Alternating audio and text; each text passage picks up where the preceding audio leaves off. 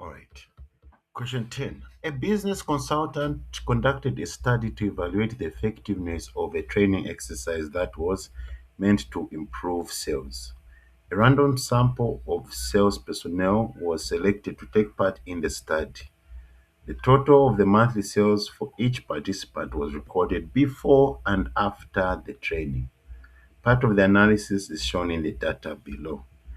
Okay, so this is a paired samples test, and we've got this information here. So we'll start with the questions. Part A. Explain why an independent t-test was not suitable in the case to test for the effectiveness of the training exercise to improve the sales. Okay, first let's understand what both these tests are. We understand what both of them.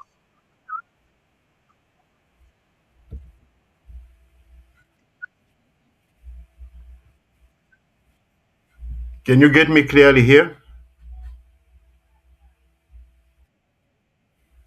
Okay, so I was saying that first we have to understand what these two types of test are. What a paired samples test is and the independent samples test is. So with the paired samples test, you're trying to measure the same group of people twice, before and after. You want to see the effectiveness of something. Okay. Like in this case here, these salespeople have gone for a training exercise. So, want to see how effective this training exercise was. So, in order to find out how effective this training exercise was, you need to know their cells before the test, before the training, and you need to know their cells after the training. Okay, that's it. Yeah. Yes, yes. Okay.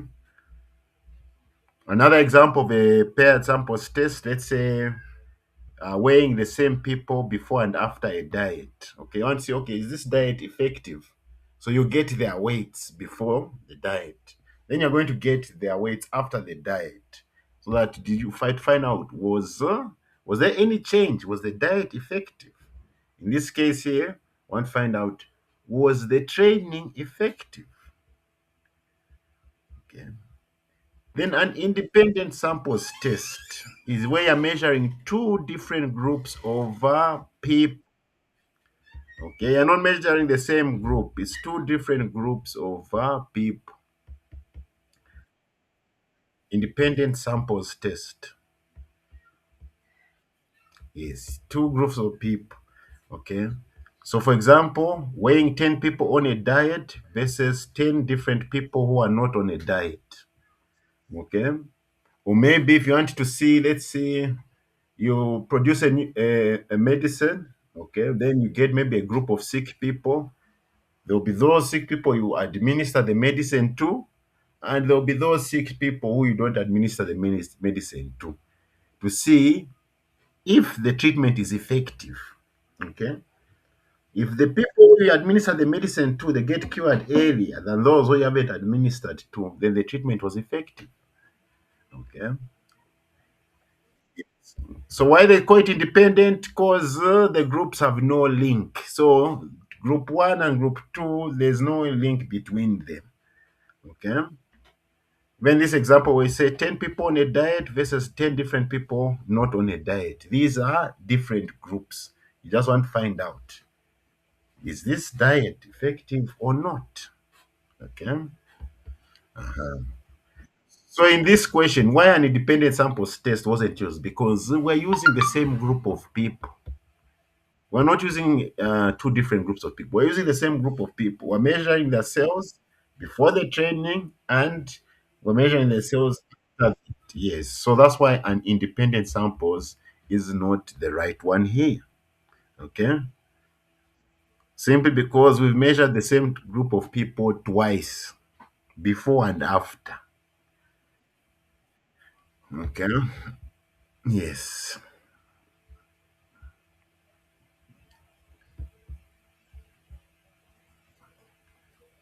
Okay. Part B, state the 95% confidence interval for the paired differences. Okay, here on the table it is. the 95% confidence interval of the differences, the lower limit and the upper limit. Okay, so this is what you say in the question here.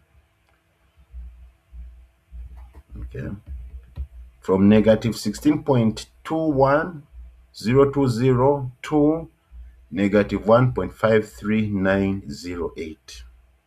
980, yes. Okay. What this confidence interval is just telling you where the true average difference is. Okay. Where the true average difference is. That's what the confidence interval is telling you. Okay. Because remember, with the you have got a group of people, you get their cells, you get the average. After the training, you're going to get their cells, you get the average. Okay. So there's going to be a difference between the average for before the cells and the difference between the average after the cells. So now that true difference is going to lie in this confidence interval. Okay. It's going to lie in that confidence interval. Okay. Yes. Now there's this part here of the question which says, does the confidence interval suggest a significant difference in average sales before and after the training? So, in order to find out if a confidence interval suggests a significant difference, the confidence interval should not include a zero. Because if the confidence interval includes a zero, then there's a possibility that there was actually no average difference. That zero, which is in the confidence interval, can be a possibility that there was no actual difference, meaning there was no effect of the test. Okay? If a confidence interval contains a zero, then it contains the probability or the possibility that there was no actual change or any effectiveness of what you are trying to do. Okay? So in our case here, our confidence interval, negative 1.5 to negative 16, there is no zero. So this suggests there is a significant difference in the average sales before and after because there is no zero. Okay. Yes. Any questions?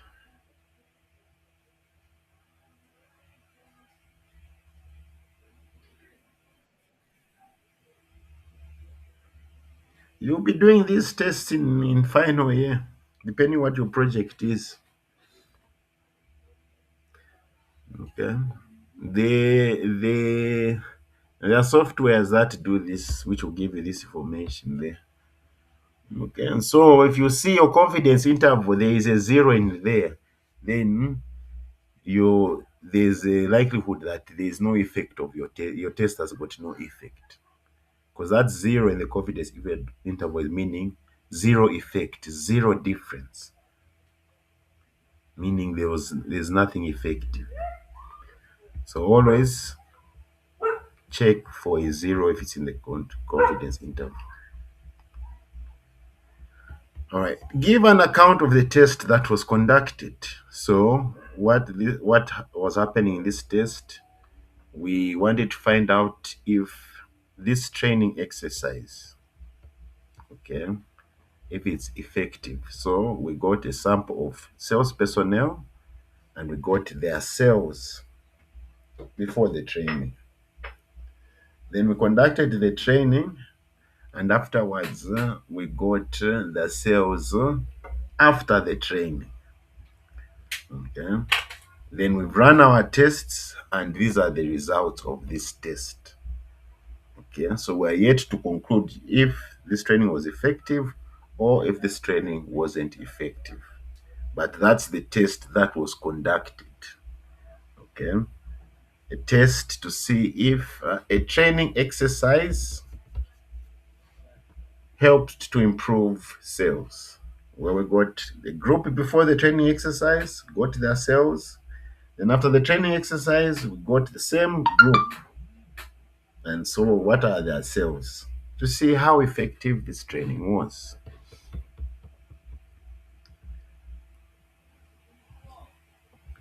Okay. Part E, hence state the null hypothesis and the alternative hypothesis. Okay, so the null hypothesis, remember, a hypothesis is basically like a claim. Okay, this is like a claim. Okay, so this is the null hypothesis. A claim. It's a claim, sir. Yes, it's a claim. Okay. So the null hypothesis states that there's no difference. The training made no difference. The average change in cells is zero. That's what the null hypothesis is saying. And it will always be like this for these tests. Okay. The null hypothesis, you're going to make the claim that there has been no effect. Okay. There is no effect. Okay. The average difference in cells is zero, basically. Okay. Then the alternative hypothesis is opposite of the null. It's saying the training did make a difference, and the average change in the cells is not zero. Okay, the average change in the cells is not zero. So the alternative hypothesis is basically saying there was an effect of the training. The null hypothesis is saying there was no effect. Okay, colleagues. In simple words, null hypothesis, no effect. Alternative hypothesis, there was an effect. Okay.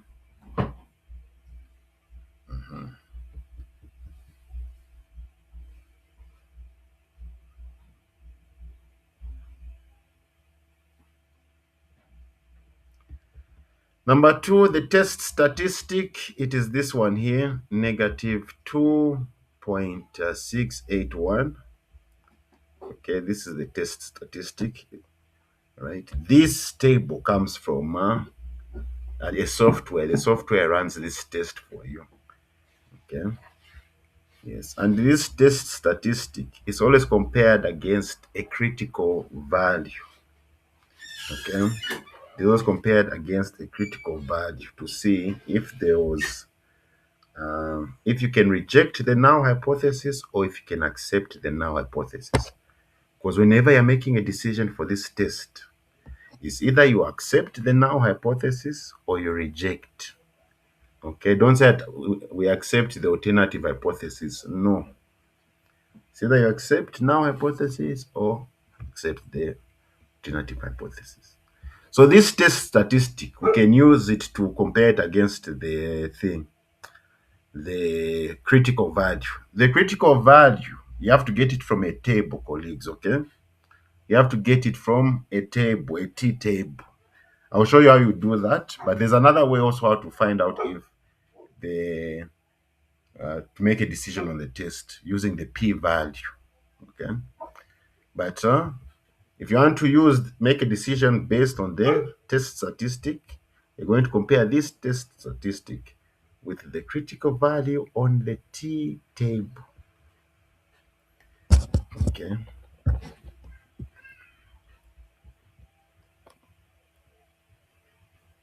The p-value, which is the probability value, the probability that our results are by chance. Okay, that's what the p-value is. The probability that your results are by chance. Okay, is here. Have you seen where you've seen sig two-tailed? Yes, this 0.024, this is the probability value. Okay, and this probability value, you can also use it to make your decision. Okay, which is called the p-value rule. The p-value rule states that if your p-value is less than 0.05 or 5%, okay, p-value rule.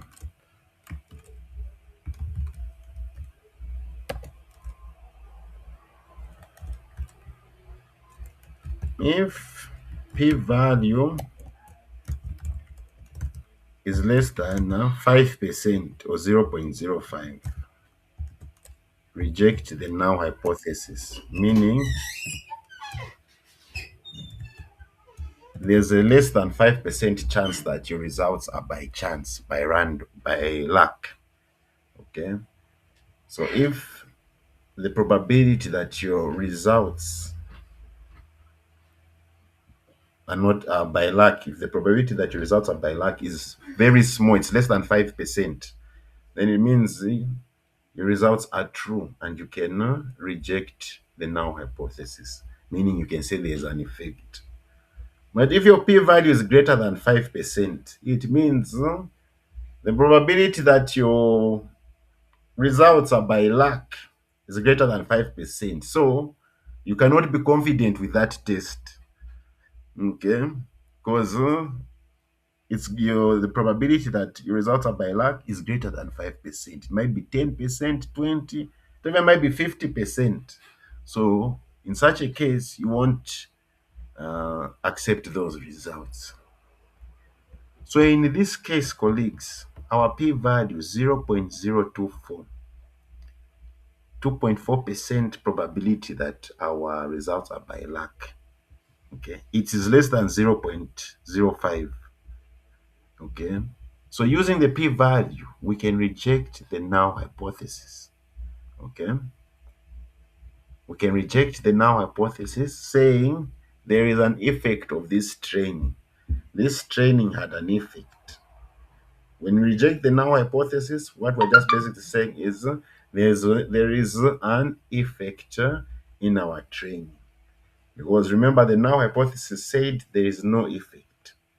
But since our p-value is less than 0.05, which is also called the significance level, you can reject the null hypothesis, meaning you can say, yes, this test had an effect. Okay, the cells had an effect. It's either they improved the training improved people's cells, or the training might have lowered their cells. Yes. Any